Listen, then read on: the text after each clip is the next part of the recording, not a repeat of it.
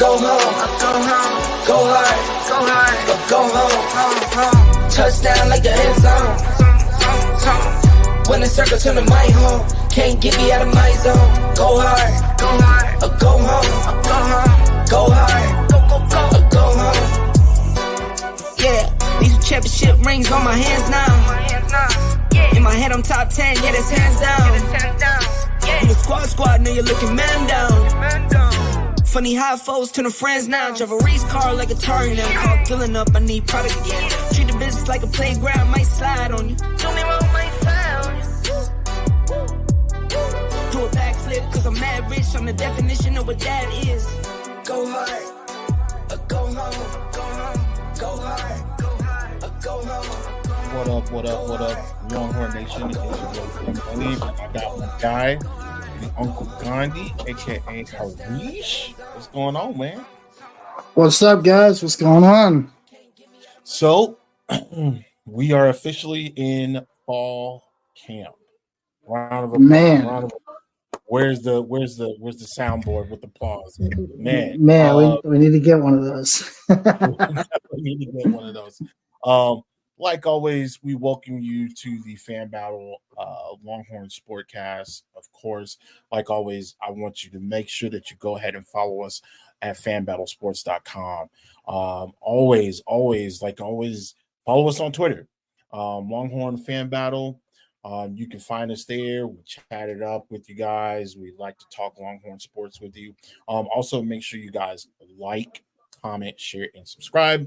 Whether you're on Facebook, whether you're on Twitter, whether you're on Instagram, wherever you're at, make sure you follow us through all of the multi-platforms that we are streaming to live currently. With that being said, getting right into fall camp, we're gonna skip the NCAA news. It's been a slow week. We're gonna jump. Actually, it hasn't been a slow week. I'm telling a story because we can cover this. We could talk about Arizona possibly joining the Big 12. I know you care, but because we're making a mass exit, but that is big news. We did discuss on what was going to happen last week with the Big 12 kind of getting a boost in teams with Colorado returning to the Big 12. We both know that USC and UCLA both packing it up and going to the Big 10 next year. So that is somewhat of some big news. I could definitely see Arizona and Arizona State hightailing it out here to the Big 12 or the Big 12 country. I think it just boosts the conference a little bit more, makes it a little bit stronger. Now, I don't necessarily know what's going to happen with Oregon, Washington, and Oregon State. But hey, we never know. It's on a week-to-week basis. We got to keep up with these things. But what are your thoughts on that? Yeah, I mean, it's interesting, right? We're in a space now where teams are scrambling, right? There's been rumors that Washington and Oregon are potentially, looking elsewhere with the demolition of the Pac-12. Utah's come up in some recent that news. is true. Apparently, there's a bidding war between, and we talked about this a little bit last week, right? There's a bidding war between the SEC and the Big 10, maybe the Big 12. Before we jump on that, though, I just want to say real quick, because I was on Twitter today, because, and I don't call it X, I call it Twitter, because that's what it is. It's what it is. And Utah fans have really been, pumping their chests lately. They have every right to, if you ask me. Well, yes, and as far as like dominating the Pac-12, absolutely. But the one thing is, like, they're pumping their chest around the Big 12 and how they're gonna, if they come to the Big 12, they're gonna make the Big 12 big, and they're the big dogs of the Big 12, and Texas and OU are toxic. Okay, all right. Well, let's calm all that down. Listen. Here's the thing. Texas and OU made the Big 12. Let's just be honest. And these are facts, right? These are Former AD for Texas, I think maybe former AD for OU, left the Southwestern Conference and started the Big 12. Right. You're exactly right. Late 90s, like 96. 96, yeah. 96, So, yep. yep. So let's pump the brakes on Utah. Thinking they're big dogs of anything, right? They're gonna come in. They're doing well in the Pac-12, right? But if they come to the Big 12, things are gonna be a little bit different. They don't have the recruiting following as of yet, right? So let's not pretend like these guys are going to come in and they're going to run the show. And no, Texas and OU is not toxic for the Big 12 because Texas OU made the Big 12. So, but I just wanted to get that off my chest. Right. Okay. Well, like I said, we don't necessarily know what's going on now. Utah, you guys I do like Utah. I think Utah is a solid football team. They've rattled off some really, really big wins in the last 5 years. They're competitors, and they will thump you if you come in there tiptoeing. I don't know if they're going to bring any relevance to the Big 12 once we leave. However, I could see them if it does go down to where the Big 12 does happen to partner with, Utah. They are, to me, they are the top contenders. Okay, unless somebody like Oregon jumps in there, unless somebody like maybe even Washington, if they jump in there, I would say the road to the Big 12 championship, if that were to happen, would definitely fall upon Utah. I would think they would be favorites. I think it would actually do a really, really, really good for the school as far as getting recruits, getting people to come in. They already recruit very, very well. They also do very well in the transfer portal. Like, we got to call a spade a spade. Not only is recruiting from a countrywide aspect, but you also got to look at that transfer portal to either strengthen, provide depth to maybe a weaker position. So I think that this is very much a possible thing. So we'll see what happens. Again, stuff has been coming out really, really quick. It's almost really hard to just cover everything and to keep up with everything. But we'll do our best here at the Longhorn Fan Battle Podcast to make sure that we keep you guys covered with the latest NCAA news and the latest Longhorn news. Keep it locked in because we are the Longhorn favorites for your Longhorn sports news. So the one thing I want to call out real quick, and I think this is interesting. I just want to see this happen. Okay. Keep an eye out for UTSA. Oh, okay. Okay. And the reason why I say that is with Texas gone, right? The Big 12 has lost its presence in Central Texas. Right. You have Baylor, and they're kind of central. But if you're talking about building, right, and you want to get into the roots of Texas, Houston helps them a lot. Right. But you're still missing Central Texas, right? TCU helps in Dallas.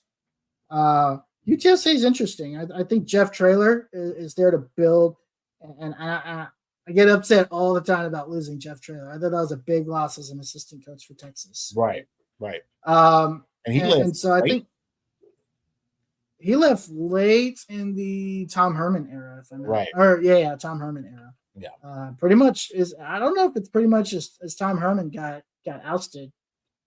He pretty much left, right? Right. I think UTSA is interesting. I think that gives another footprint for the Big 12 to grow in that area. So I think that's interesting. So just another school. I don't know if it's going to happen. Mm-hmm. I don't know even if they're interested. They might be. Are they a G5 right now? Are they in the Mountain West? I think they're Mountain West. Okay. Wait, no, Utah? No, UTSA. UTSA, they might be Mountain West. They're in one of those smaller conferences right now. Right. They might be in the American Conference as well. Oh, there you go. The AAC, the American Athletic Conference. Right. Okay. Right. Yeah. So they're in that conference here. So that's probably a school I'd keep an eye out for, especially if they keep playing at a high level. Right. In Division So that's probably a school to look out for there is UTSA. But anyway, who cares about UTSA? Who cares about They've Utah? gotten better. They've gotten significantly better over the years as well. They have. And then, like I said, Jeff Traylor's there, hopefully to build that program, and that'll be interesting to see what happens there. Right. Well, I guess it's that time. We've been talking about it for the last couple of weeks. Fall camp is here. We're currently on day 2 or day 3? Day three. We Day 3. started on the 1st. Right. So just to kind of go over what have you been seeing, what have you been hearing in regards to fall camp? Because I've been hearing some things in regards to fall camp. I also want to talk about the Chris Long interview, as Chris Long interviewed he interviewed Coach Sark today he interviewed Coach Sark right after practice. So I definitely want to talk about that because there were some key elements that were brought up in there that I myself, as a former football player, I really like hearing. And this is what I want to hear from the top. You always you base your program based off of the head coach and what they're doing. And if this is really what he is intending to do and what he is implementing at Texas still, even in year 3, this is, to me, what he's saying and what he's presenting it and how he's team building is really, really dope. So what have you been hearing so far since the fall camp has started? Yeah, so I haven't seen the Chris Long interview, but I do want to start with Sark and his opening presser. Okay. And the thing that stuck out to me to where I feel like, this team is ready is there's a quiet confidence in this team. And we talked about it during Big 12 Media Days, right? Right. The want to be the head honcho. They know they've got the talent, right? Sark said something that really stuck out to me. It was basically like Texas is, we want to be the front runners, right? We want people to catch us, and we're not going to sit back and wait for people to do that anymore. Right. We're going on the offensive, right? So we're Right. coming for you, right? Right. That tells me that Sark is confident in his team. Right. Right. And obviously he's mentioned his guys, Quinn, X, and on our defensive side, Jalen Ford. They've got these pieces, A.D. Mitchell, Jatavian Sanders, Kelvin Banks. They've got these pieces where I think Sark finally has his guys. His guys, right. This is his first year with his guys, and his guys have been in the system now for at least 2 years, right? This is Quinn Ewers' second year in the system. No injuries, taking all the snaps, showing that he's a leader. There's a clip out there where it has Quinn leading the stretches on opening day. Actually, and so this is day 2. I said day 3 earlier. This is day 2. They started yesterday. Okay. And one clip that resonated was Quinn leading opening stretches and going out there and getting the guys ready. And I think that shows wonders, right? He's coming to the forefront. He's coming to the front. And he said, hey, this is my team, and I will be leading us. And again, we're hearing and seeing all the right things. Right. Now, whether that translates, we'll see. That's still yet to be seen. Mm-hmm. But we shall see what happens with that. Right. So that's one thing that stuck out to me. As far as we haven't really seen a lot of clips. I think earlier today I shared a clip on Twitter today, X, whatever you want to call it. Again, follow us on X or Twitter or whatever you want to call it, at Longhorn Fan Battle, LH Fan Battle there. And the clip was with all the quarterbacks throwing, and there's a couple things that stuck out to me. Number one, I've always wanted to see this thing that you like to call the flick of the wrist. Right. When you're throwing, period, right? Are you flicking it? Are you finessing it? What are you doing with the football? Are you spinning it? And I think we're finally. I saw Quinn throw a pass and I saw a little bit of that flick, right? Okay. One thing that I'm curious about, and you probably won't see now until we see some 11-on-11 footage, is his footwork, his presence in the pocket. I Right. think there's still a couple things that we want to see. And again, it's only day 2. I don't expect a lot coming Right. out, but I think we're starting to see some stuff. Right. So, and to kind of chime in on that, I have been, I don't know how much I've talked about velocity with me and you when it comes to just getting a ball out. I don't remember a time where I didn't see Quinn Ewers without the pads not being able to throw. He can throw, he can lay it on you. You know what I mean? We know he has that velocity where he can throw the ball and it come out hot. But there was times, and maybe even a couple of games that we may have attended, where I was explaining to you where, like, at certain point in times, there's a point where you want to get that ball, through traffic, right? And that's going to take some Yep. velocity. You're going to have to get in there. You have to plant that foot. You're going to have to let the ball go at the top of the release. And there at times it was not there. Now, for me personally, what I've seen throughout the year is that it wasn't happening on a consistent basis. It would happen, but not on your third and shorts, right? It wasn't happening on a stretch at a streak to the tight end, right? Where you need to put the ball, you need to keep it in stride, you need to put it on a seam, and you need to just let it rip. There was times where I didn't see that. Now, there are times I would say in Oklahoma, against Oklahoma, Quinn was good. Quinn was fantastic. But there were times throughout the year. The one game I think about is the TCU game. Quinn drops back. Xavier's open, wide open. He throws the ball and it just doesn't get there, or he Yeah. overthrows. It's like he put too much on it, where he could put a little bit more velocity on that ball, and that ball would hit him in stride. Because we know Xavier Worthy's got top end speed. We know this for sure. We've seen him do it. We've seen him take a screenplay, and we've seen him run 75 yards, on first play. So we know Yep. it's there. We know he's got the big play ability. We also know about Jatavian Sanders. We know Jordan Whittington can catch literally everything. So we know it's there. It's just, is it going to be consistent?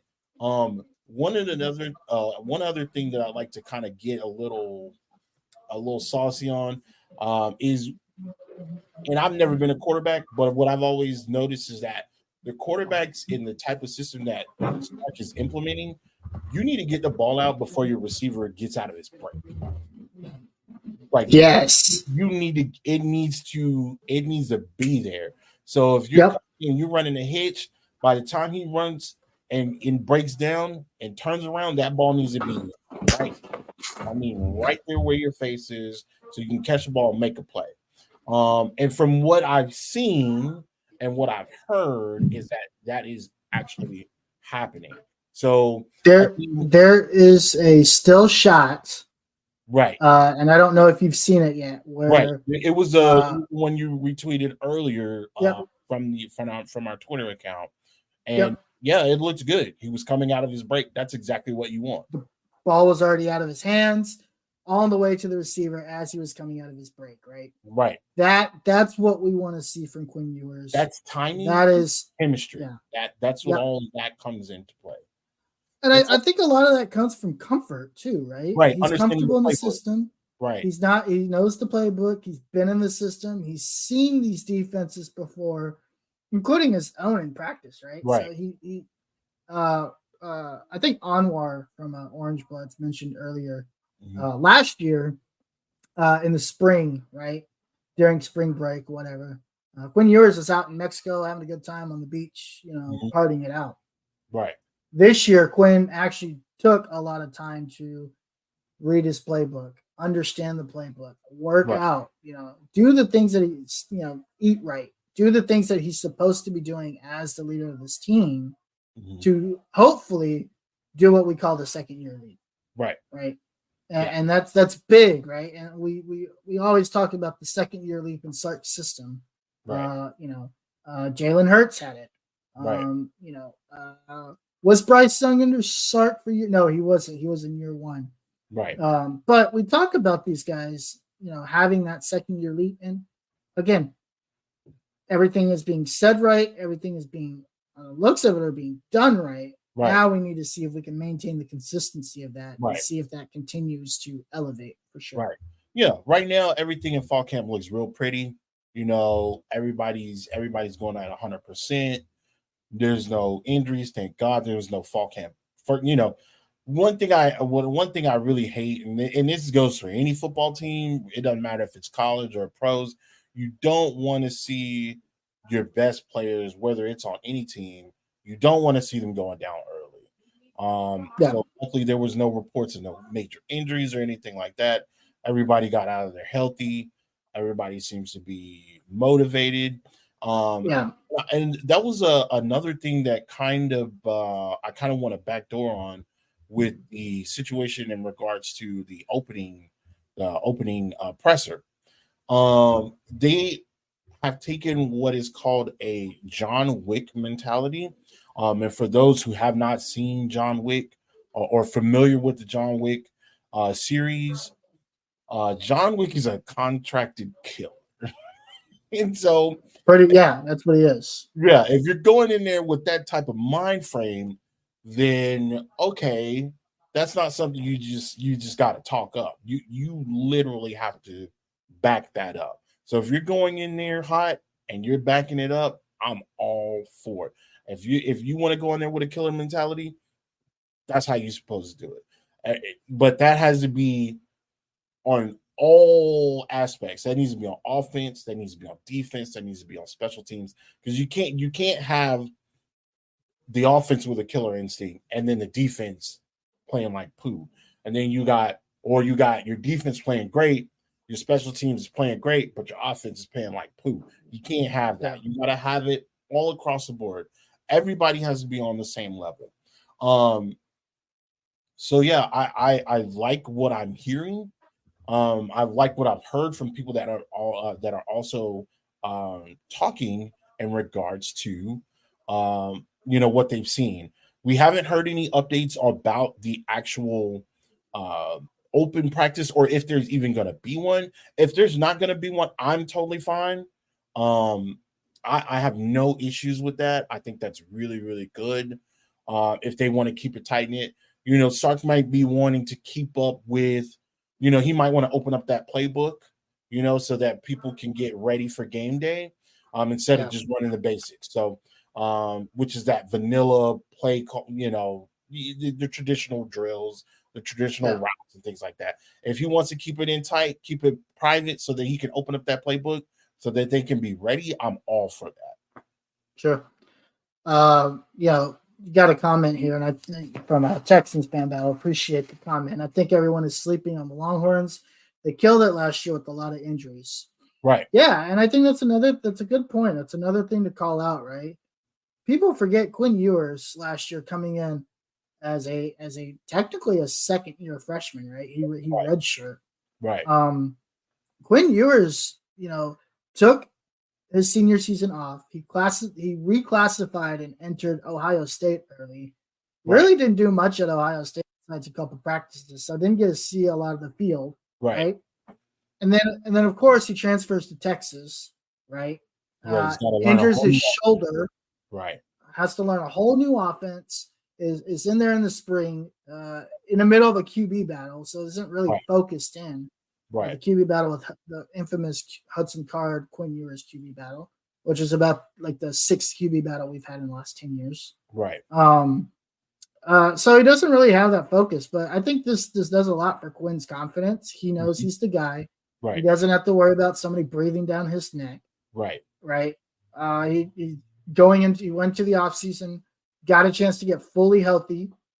No injuries, thankfully. Right. Shoulder is recovered. Injuries he suffered in high school are recovered. Right. He's completely healthy, and he is the guy, and I think he's showing a lot of that. Right. Right. And then we'll just see how the offensive line pans out. The one thing I did notice in the offensive line, uh, we got some big boys. Yeah, Uh, yeah, Cam Williams, who is fighting for a guard position, right. that's a big dude, Yeah, he and is. and he's a big dude, and being a big dude is one thing, but his one thing I've heard as far as him being a big dude is his footwork is really really nice, Right. He's big and and nimble. yeah, so 6'7", 370 maybe I think is what he is. Yeah, it's crazy. So he's up there. He's up there. Yeah, So he fits what Sark wants there on the as far as offensive linemen go. He wants big boys on both sides of the line. right. Um, the other thing that I noticed was obviously Vince Young was out there this week, today I believe, and he was pointing out players that were walking instead of running. This is not. This is a walking, not a. This is no longer a walking mentality, right? You run to the huddle, you run for the next play, you run Right. to the next area, you run to your, you run to your position drills. Everything is done with a sense of urgency, Right. and it's not to like it's not panic, right? It's a Right. sense of urgency. It's a want to be better and a want to get there faster to be better. And I think it's a mindset change that I think is finally starting to flow. So we'll see how that pans out as things go Right. along. Right. But I do think that's really important and to call out there. Right. To quickly to segue into the conversation or the interview that Chris Long and Coach Sark had earlier today. Um, it's a culture change, right? So Sark yes, he's only been there. He's been there for 3 years, and most people would say, "Hey, well, you should already have your culture set in place." No, no, no, no, no, no. It does not work like that. You have to get the right people in the right positions, whether it be coaches, players, um, staff. You got to get those right people in the right places in order to implement your culture effectively. So, um, in regards to the interview, he was talking about what his main focus was over the offseason. Excuse me. What his main focus was over the offseason. What he explained is that one of his main focuses was actually getting familiar with all of the players, not just some of them, but literally all of them. He explained that he broke groups down to where he had some freshmen, sophomores, and upperclassmen all together in one group, and small groups where they had either a captain or somebody from the staff over that small group, and they were just getting to know each other. And they talked about whether like politics or religious beliefs or things like that, just so that they can understand each other, so that they can empathize with each other. If there's anything that they want to share, if they want to be vulnerable, if they want to just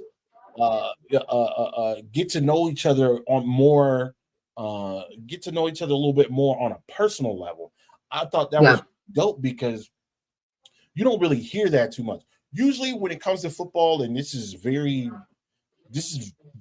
I think this starts from Pee Wee on up. The people you play with, the people you know the best, are the people you are in the trenches with. So linebackers, defensive linemen, offensive linemen, QBs. But you got to also think there's not 12 quarterbacks. There's 3, 4 maybe. The kickers, there's usually like 1 or 2 and a punter. There's not a lot. So when you take those groups and you jumble those groups all up, you do build a sense of camaraderie because you're not just with your position. And although you should be with your position, and you should know your position and your position groups, you should have a great relationship with them. You would be able to you will be able to communicate better in the long run by hanging out with somebody that doesn't play your position. I know Right. I know for a fact that when I was playing semi-pro for the Austin Game Breakers, former defensive backs coach Brian Ware, I got to hang out with him a lot. We talked, we played video games, stuff like that, and that information and that relationship transitioned over to the football field. so that he can look at me and I can know what I need to do. Hey, scoot Right. over. Hey, we're gonna call an audible. You need to stunt with JD. You need to stunt. Y'all need to do X, Y, and Z. He was able to communicate with that almost to a point to where it was nonverbal. And Right. that plays a big deal. So what I'm looking for is like, how does that transition from the locker room to the field?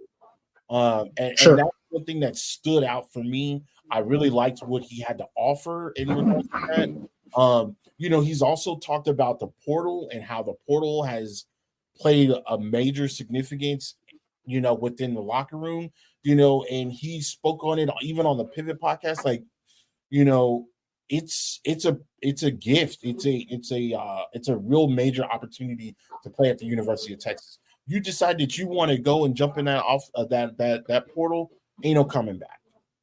That's no nonsense. There's not going to be right. I want to go and check and see what else I can get. I want to see what else is out there for me. No. If you jump in there, it doesn't matter who you are. See you out of there. So that also brings a sense of urgency. And I think that is it's not, don't mean to cut you off there. It's not a sense of urgency in that regards, right? That is a coach saying, hey, everyone that's here wants to be here. There's no doubts. Right. I'm building something and I only want to build it with people that want to be here. Right. And the moment you mention transfer portal, all right, cool. Well, when no practice time, probably don't even show up to the field at that point, right? You are now no longer a member of this football team. Right. And I think that sends a message. No, it does send a message. He was also saying something that stuck out to me is that we're not building a culture based on signs. We're not typing play to win on the way out. We're not doing that. We're not wearing win at all cost t-shirts. You're gonna strap up and you're gonna be a part of this family, and you're going to, you're gonna hold yourself accountable. You're gonna hold your players and your group behind you accountable, and we're gonna go out there and we're gonna ball. And so I think within that 15, maybe 20-minute interview, there was a lot being said there. Just off that small interview. And Sark has done a lot of interviews, and I've caught quite a few, but that one in particular, that stuck out to me a lot. Yeah. No, I think all of his interviews have been that way. And I think, again, he's not just building a culture, but he's living the culture. Right. And that culture is you're either a Longhorn or you're not. Now, the only thing, and I've said this a multitude of times in the last 3-4 weeks we've been live, right. The only thing that is missing from the start equation, I guess you could say, is W's on the field. Right. The culture is great. The recruiting is great. Developing players it's going to happen. Right. We'll see if he's actually able to develop his players. We'll really be able to see that this year. At the end of the day, none of that matters if this team does not win the Big 12. And it's Big 12 or bust to me. There's nothing that can convince me. Right. At this point, you have to go out on top. It's not a win or go home. This is like this. The Big 12 was a big deal when it started.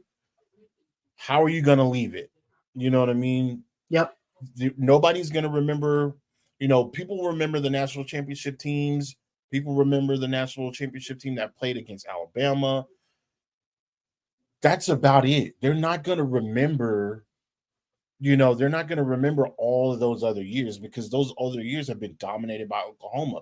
But what you can tell, what the casual fan is going to remember is who was the last player or who was the last team to win the Big 12 before Texas and OU took a hike and got up out of there. They're going to remember that. So it's leaving that lasting legacy. We do know that the SEC is the dominant division. It is the best division in football.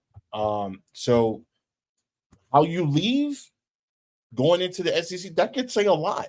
Going in and winning that thing on the way into the SEC could say a lot. That could do a lot for recruiting. You win the SEC, you win the Big 12 going in the SEC play, man, that could do a lot for recruiting. Absolutely. I completely agree there. Right. All right. So we did start a segment last week where we wanted to kind of break down the schedule, and we decided to do it in a different way where we would basically break down the schedule on a 3-week basis. So right now we're on week 2. We discussed what the first 3 games are going to be, and we discussed what we thought based on what we know right now. What we, we're doing the paper. We're doing paper championships right now. We're doing paper predictions right now. But it's all in good fun. Do you want to go over the first 3 games and kind of do a little quick recap and move on to the second one, or you want to go straight to the second one? Okay. No, let's recap. Okay, so we know that Rice is the first one on the helm. As we all think, that first game is usually a pretty simple game. I don't like saying that because we've seen Appalachian State, so we don't want to just say that that's cooked food, but one thing you don't ever want to lose to is food. You don't ever want to lose to Rice. So Rice is on the board. We definitely feel like Rice will be a stepping block up to the big game, which is Alabama versus Texas. Will be in Tuscaloosa to play against the Alabama Crimson Tide. They have a new quarterback that will be taking the helm, and a couple other new pieces there. So they're actually very young right now. We both think with the depth chart and how things are going as far as the leadership and the position battles with that team, we definitely see Texas coming out on top against Alabama. And then that next game, they would play Wyoming. We believe that Wyoming also, again, one of the easier teams on the schedule, will actually take a losses there as well. So we have Texas going 3-0 throughout the first 3 weeks of the season. So now we're moving on to the next set of 3 games here. Do you want to go first? You want to talk about those next 3 games there, or what? Yeah. I guess we could start with Baylor, right? So we go to Waco, which will be the Big 12 opener this year. Right. That'll be September 23rd. Yep. Make a good old trip to McLean Stadium, which is a nice stadium, by the way. It's actually a beautiful stadium. It's a very, very nice stadium. Right.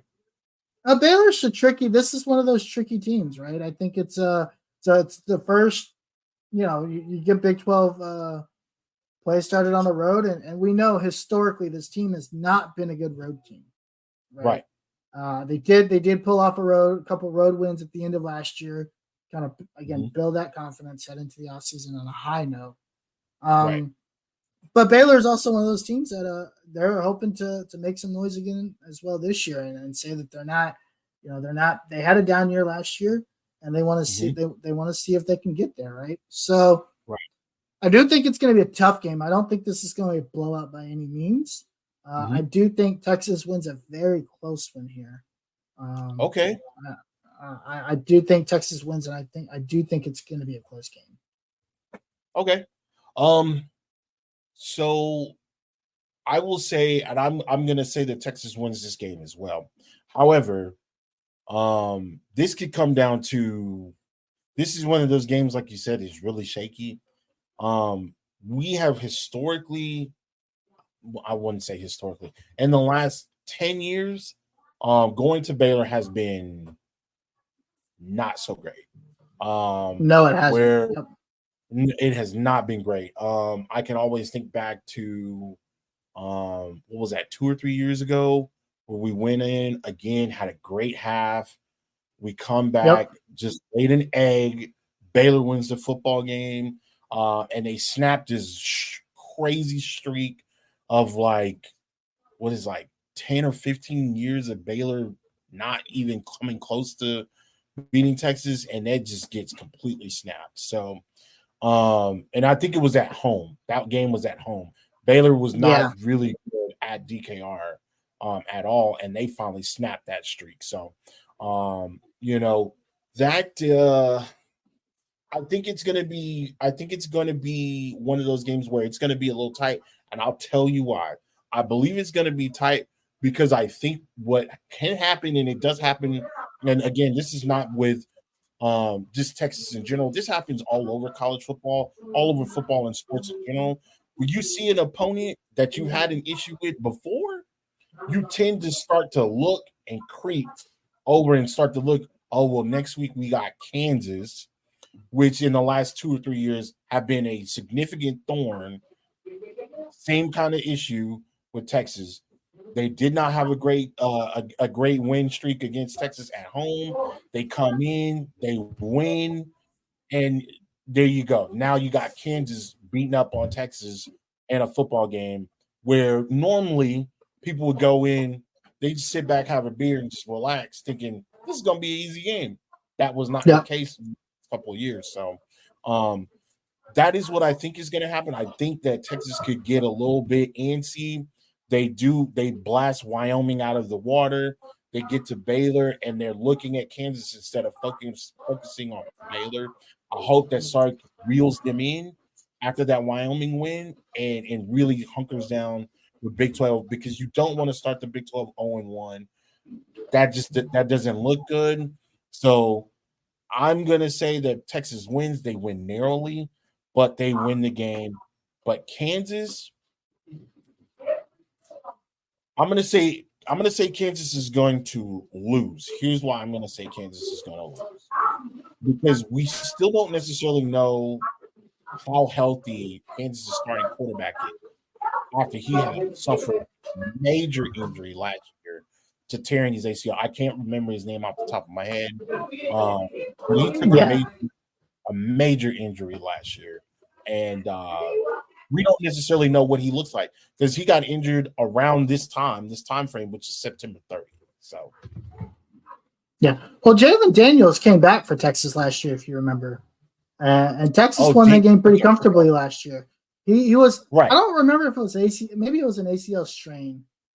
Maybe he was out. I remember it was lower leg, and it looked really nasty. Yep, it looked nasty. It ended up being a strain. He comes back against Texas.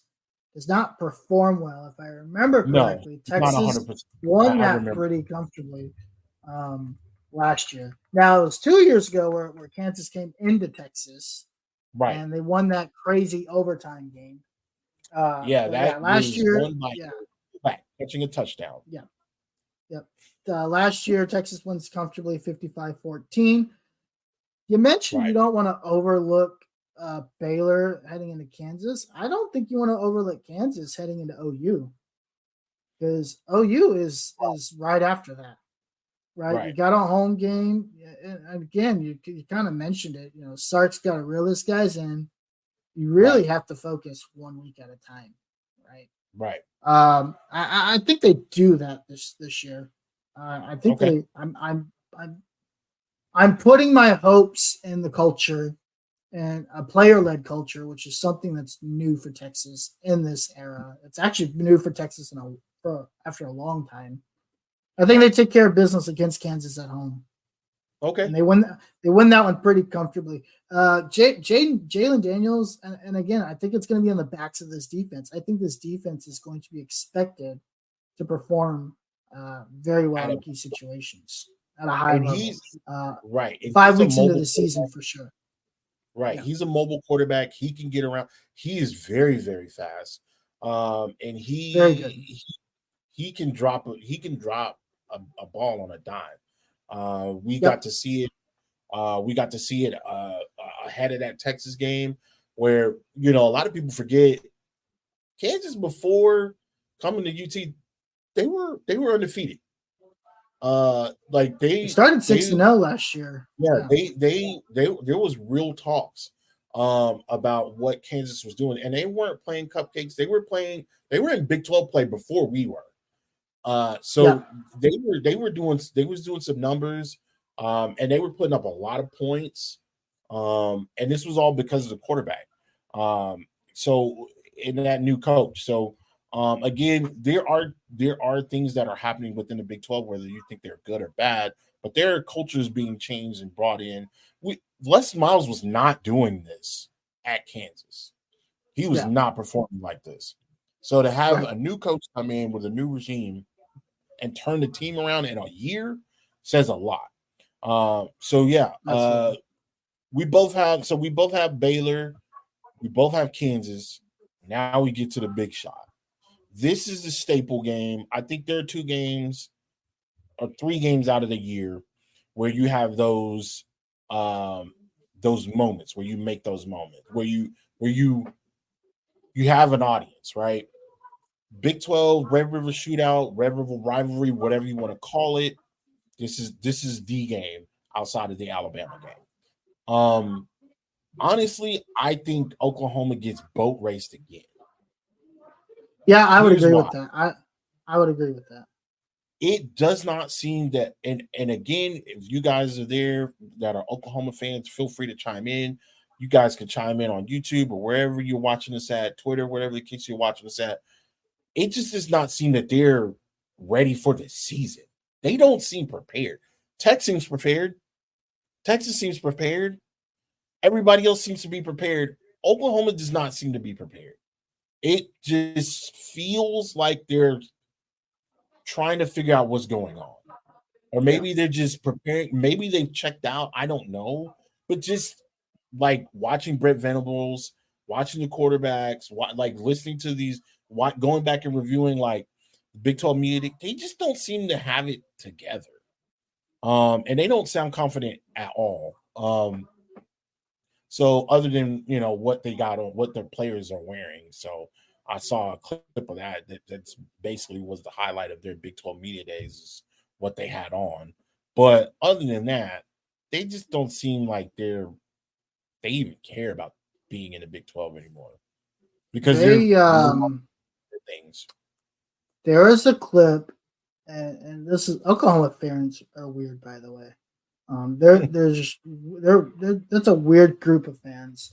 There's a clip of Oklahoma. Oklahoma fans or A&M fans? A&M fans, no doubt about it, 100%. A&M fans, they yell and they think, I don't know, they do this weird yell thing, and that's just strange. That'd be a great matchup. Who's the weirdest school? And they could probably go back and forth all day, because that's a weird school. But anyway, back to Oklahoma. First off, shout out to Brent Venables' wife, who was recently diagnosed with cancer. He announced this week. Wish her the best. That sucks. Cancer is going around. So wish her the best, and hopefully she makes a full recovery. Yeah, but for sure. Oklahoma's weird. There was a clip earlier today that I saw, and I guess they were revealing the weight room. And you remember that clip of the USC when they came out of the tunnel, like looking at, they were like on all fours, and they're like dogs, like Rottweilers and stuff like that. Right. Oklahoma was doing that for their weight room today. That was weird. That was very weird. Yeah, they're weird. Okay, they're also boring. And so I think Oklahoma gets boat raced again, because they're more excited about the weight room than they are about performing on the field. So I don't know if it's going to be 49-0, because I do think Dylan Gabriel is better than whatever they rolled out in the field last year. I do see us putting up easily 40 points, and I don't think that's going to be a 2-half game this year again. I think we're going to be sipping beers in the second half of Buckers this year again. That'd be great. That'd be great. Or wherever we're making, right? So that'd be great. Yeah, I think that's a year. That's a 6-0 start. Right. So at the 6-0 start, like, what do we think, or where do you think rankings are concerned? We really don't want to put too much emphasis on that, because rankings really don't really take effect until about week 8. But at this point in time, I think Texas rolls into Oklahoma as a top 10 team. I think I would argue they might roll in as a top 5. Right. Yeah. I think you roll. I think they roll. Yeah, because I think so. Again, preseason polls don't mean anything. No, they so don't don't. get your panties in a wad. But I think I've seen some preseason polls that have Texas in the top 10, right? Already. I think it's like right at number probably 2. In that 8. No, probably not like that 8 to 10 range. I've even seen some 7s. There's a lot of hype around this Texas. Like I said, this is the most excited. Obviously, the national media always blows up Texas. They do a great job of doing that. I'm actually looking at SI Fan Nation. Texas is ranked number 5 heading into the season. Whoa! Now, is Texas the 5th best team heading in the season? I don't know. Maybe. I don't think so. They're definitely top 10. I'd rather than be top 10 heading into Alabama, beating Alabama, and then getting into the top 5. I think that there are 5 teams that can beat Texas right now. Okay. Ohio State. Yep. I definitely think Ohio State can do it. Believe it or not, I think Michigan can do it. Yep. I think USC can do it with Caleb Williams. Oh, yeah. Yep. I think Georgia for sure. Yep. And I also believe that did I say Michigan already? Yep. Okay. Yeah, I'm gonna tell LSU. I could even. I mean LSU and Bama. Yeah. So you could intertwine either one of those, however you're feeling in the day. I think they're very capable of beating Texas.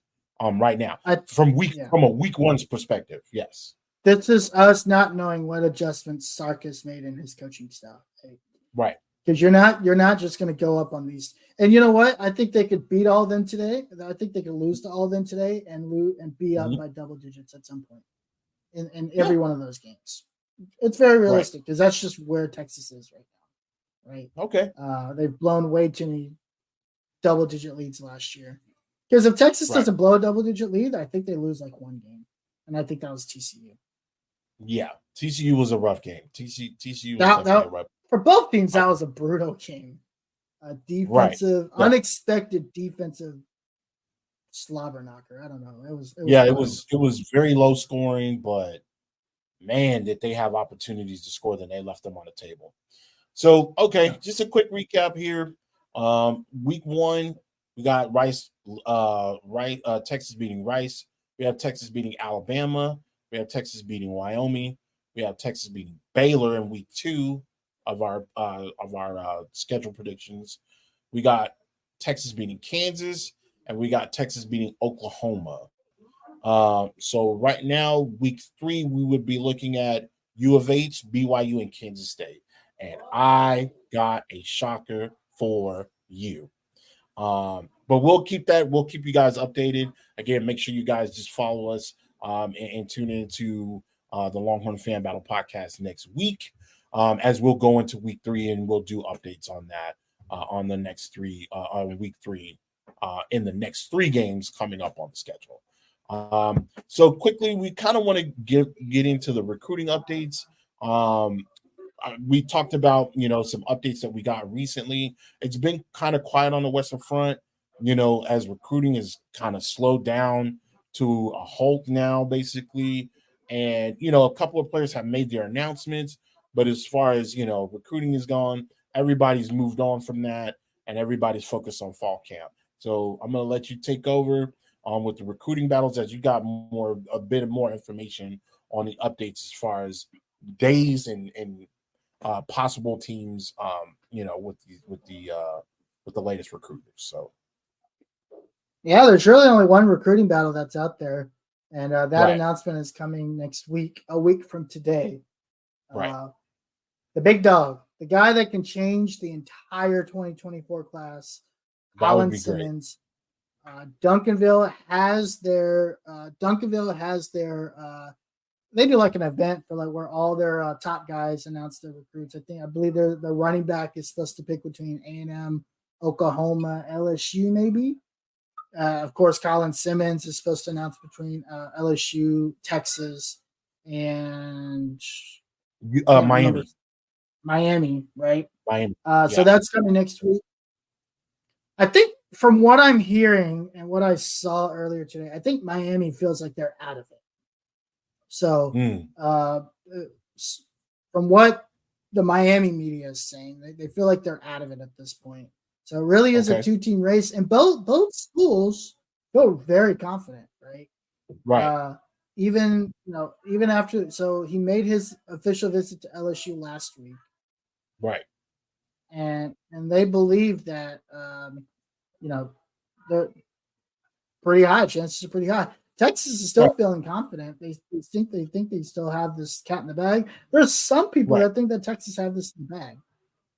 There's Right. some people Because go ahead. that have already predicted that he's going to Texas.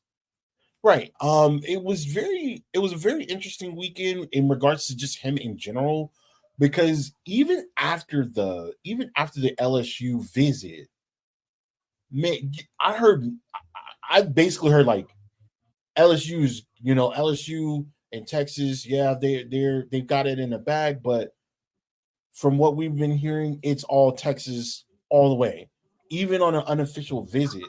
And so that was kind of shocking because you normally don't hear stuff like that, especially not on the weekend. But coming out of the weekend, they were like that was the big news. It's like, Simmons still targeted to come to the University of Texas, even though he just finished his LSU visit. And I was just like, Yeah. wow, like that's a bold statement to make after Yep. coming out of an official visit. The I'm one sorry. thing I'll say is I don't think it matters where he goes or Mhm. commits to next week. I think that's one of those where you have to keep an eye out throughout the entire recruiting, the second half, heading into December. Because Right. I do think he can flip. He can commit to Texas next week and then flip to LSU, Right. Right. or vice versa Um, too. right. I also believe that again, there are a number of players that are, they still basically have time to make their decision. But I also believe that, and we've seen it before, where these players start to kind of come in like packs and waves and stuff. So like, yeah, let's say Simmons commits to LSU. If Simmons commits to LSU, then who's to say that another Duncanville player or another top 10 recruit, decides, oh, I want to go play with Simmons at LSU. So it could start a trickle effect either way. It could go either Texas, it can go LSU, it could go Miami. We don't necessarily know. And that's why this is such a big deal, because making that announcement so early gives other players and other teammates that have the opportunity to come and play at these schools an option to say, you know what? I said I was going to go to Oklahoma, but my boy finna go play at Texas, or my boy finna go play at LSU. Let me see what they talking about. Did I get an offer from Oklahoma? I mean, from LSU or Texas? Let me see. Is it still open? Let me check. And that Yeah. can start a whole wave of things. So that is definitely something that we're going to keep. I mean, he is one of the bigger recruits. Of course, you still got Kobe Black out there. They're making their announcements later on this year, but who's to say that one commitment doesn't sway their opinion or sway their thoughts? So it's definitely something that we want to be on the lookout for. Yeah, absolutely. And again, uh, don't get it twisted. Colin Simmons is the dominant, right? Right. He's a domino. He's a domino. Yep. So yeah, Cody Black is supposed to announce soon as well. Right. I just don't remember when on the date right now. Right. But he will be the domino. Colin Simmons will be the domino effect. Yeah, for sure. All right. Well, we've covered everything we need to cover here.